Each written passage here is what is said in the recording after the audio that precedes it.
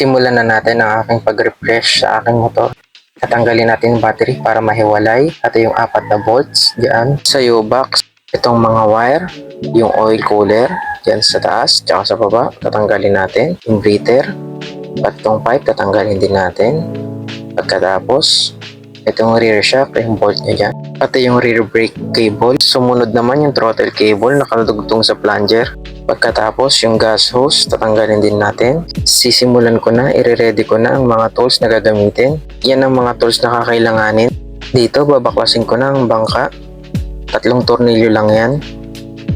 Pagkatanggal dyan, 3 din sa kabila. Babaklasin din natin. Pagkabaklas, isusunod ka naman yung elbow ng pipe. Tatanggalin natin gamit ang 13mm. 2 bolt lang yan sa ilalim. Pagkatapos yung mismong pipe naman, gamit lang tayo ng 14mm sa pagtanggal. 3 bolt lang yan sa mga naka-swing arm na pang Mio Salty. Isusunod ko naman yung fan cover para matanggal yung hose na oil cooler galing sa oil pump. Pagkatanggal ko ng mga tornilyo, uunahin ko na tong footboard. Bali 6 na tornilyo lang yan. Kabilaan, 3 sa kabila, 3 din sa kabila.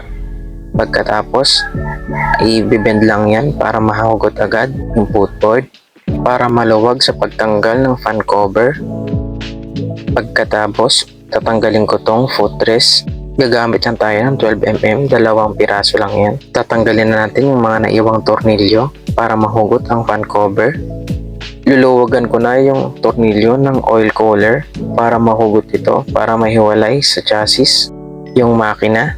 Pagkahugot ko ng hose, babarahan ko lang to ng extrang hose para hindi kumalat yung oil. Sasapakan ko lang ng extrang bolt para hindi tumagas yung langis. Pagkatapos yung hose naman, yung return galing sa oil cooler, tatanggalin ko din. Tapos sasapakan ko lang ng mga extrang bolt para hindi magkalat yung langis. Isusunod ko naman yung top cover ng crankcase para matanggal yung bolt sa rear shock. Pagkatapos isusunod ko naman yung battery. Yan, 2 tornilyo lang yan para mahugot yung battery. Sunod naman yung 4 na bolt dyan, 10mm ang sukat. Tapos yung breather hose, tatanggalin din natin. Pati yung mga wiring, tatanggalin din natin. Lahat ng nakadugtong dyan para maiwalay na yung U-box. So may electrical tape, tatanggalin lang din natin. Pagkatapos yung plunger ng carb, tanggalin din natin. Yung gas hose, tanggalin din natin. Kasama yung mga naiiwang wire para mahiwalay na natin yung chassis sa makina. Igigilid ko na yung mga gamit para maluwag tayo sa paghugot. Tinanggal ko na yung axle na nakadugtong sa engine support at chassis. Dito, hiwalay ko na yung chassis sa makina. Napansin ko bakit hindi ko ito mahugot. Parang may kulang na hindi natatanggal. So, i-double check ko muna. Pinipilit ko talaga siya yung pag-iwalayin pero ayaw talaga.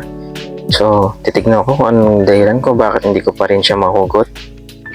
Para ma-double check ko kung ano yung hindi pa nahuhugot. Napansin ko dito, hindi ko pa pala natanggal yung rear brake cable. Ibabalik ko muna yung axle. Excited kasi ako maghiwalay ng makina sa chassis kaya hindi ko napansin na hindi ko pa pala natanggal yung rear cable. Kaya tinanggal ko muna yung rear cable para mahiwalay ko na yung makina sa chassis. Take 2 sa pagtanggal ng chassis sa makina. Bugutin ko na ulit yung axle. Yan. Hawakan ko na. Dahan-dahan ko na itong tatanggalin. Yun. Natanggal na rin natin. So, hanapan ko lang ng pwesto sa gilid para mailagay ko ng maayos. Hanggang dito na lang muna ang ating video. Sa susunod na video na lang natin itutuloy ang pagbaklas ng makina. Maraming salamat sa inyong panonood. Abangan na lang mga idol kung ano ang naging dahilan kaya ako ni-refresh ang aking motor. Kaya lagi mong isipin, hindi tayo matututo hanggat di natin nasusubukan. Mio Service, salamat!